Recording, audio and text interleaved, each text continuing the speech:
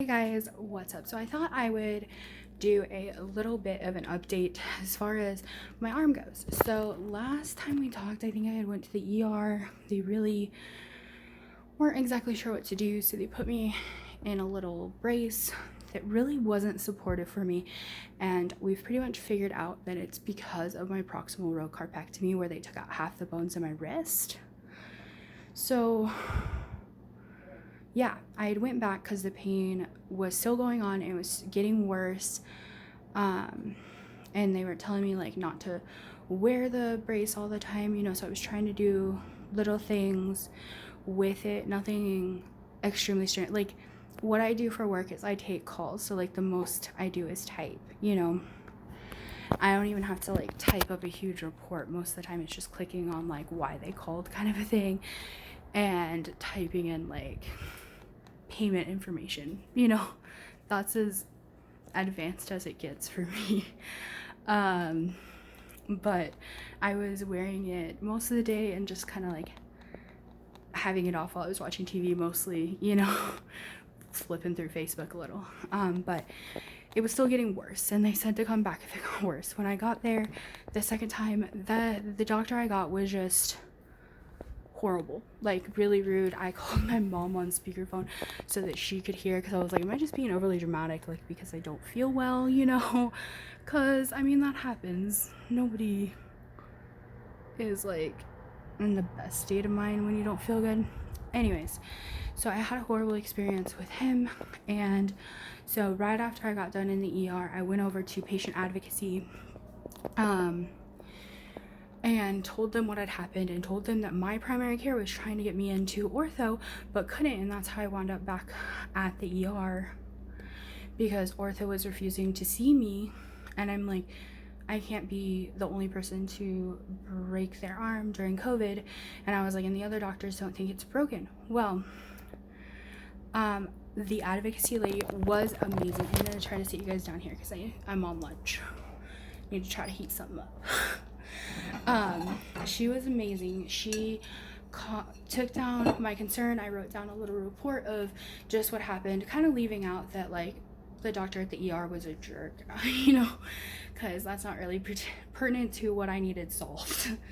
But the reason I specify that is because we later on in the story you'll hear where he does become a problem for me in a legal sense. Nothing to do with my arm though. So the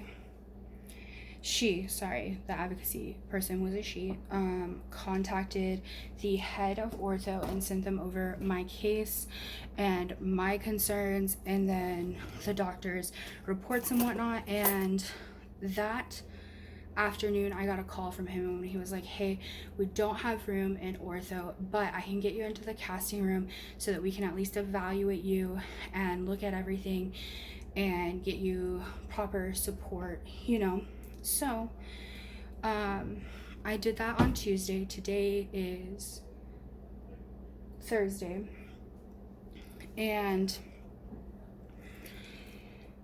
when we were there, I told them, like, I have Ehlers-Danlos, my wrist is not shaped correctly because of a proximal row carpectomy that we had.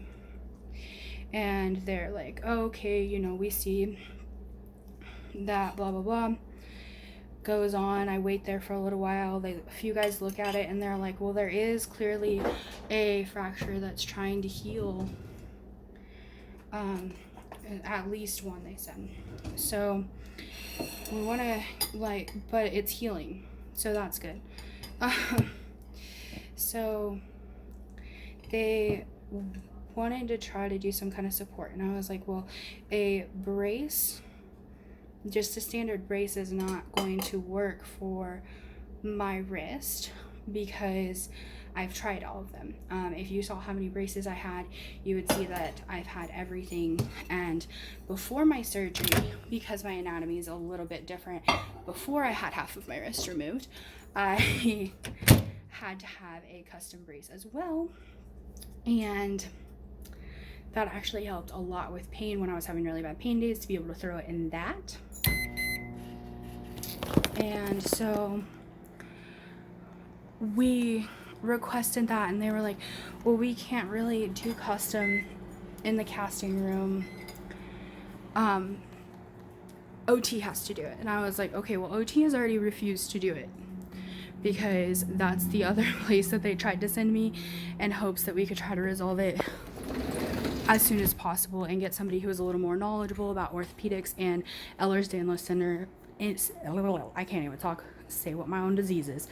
Ehlers-Danlos syndrome, and get you started on some treatment and everything like that, you know, try to get them to help you get it recouping, right? And I was like, okay, well, you know, what do we need to do? Because if there are breaks, I feel like we do need to keep it steady, you know, for a little bit. So he was like, well, we can just do a 2-week cast. So that's what we did. I obviously still have it on. I have the thumb spica, but I can't remember what they call it when you can bend the top joint, but yeah. So they went ahead and did that, and honestly, I've had to take less like pain medication because of it. Before, it was just like doing little things was so painful with it because the other one wasn't holding it right.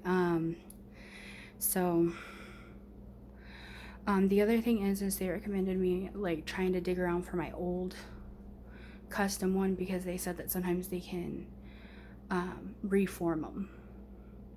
So I'm gonna try to find that and see if they can do that so that we have that backup, because I mean, this is a constant thing. This right wrist has been issued for years. So I'm gonna try to do that and see if they'll help me form it, because I was just gonna try to reform it myself, but it'll be better if I can have somebody who actually knows what they're doing. But yeah, so there we go. I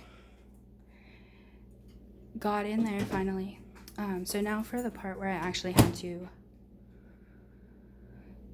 get people involved for, well, you know what, I'm gonna save that for another video after I kind of figure out what I am and am not allowed to talk about. But the ER doctor did some things that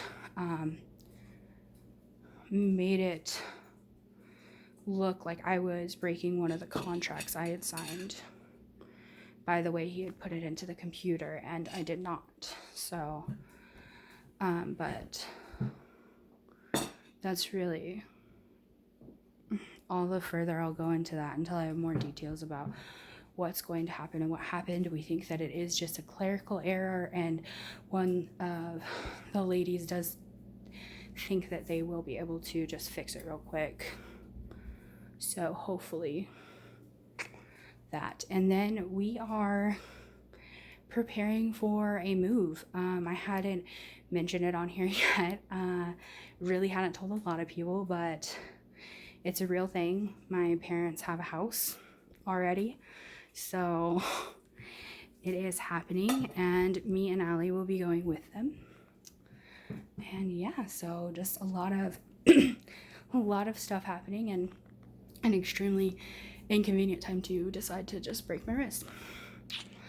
But honestly, this is the first time I've broken my wrist that I actually knew about, because they said there were previous fractures. I was like, oh really?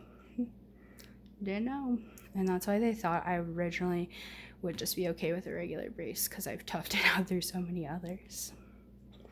But anyways, you guys, thank you for watching. Don't forget to like, comment, subscribe. This is working on day 3 here of being in this cast. We've pretty much got it figured out. They gave us a shower bag, which was super awesome. They didn't even give me a shower bag after I had surgery, and like, I'm like, now that I know they have it, I'm like, why didn't you? But anyways, I will see you guys next time. Bye.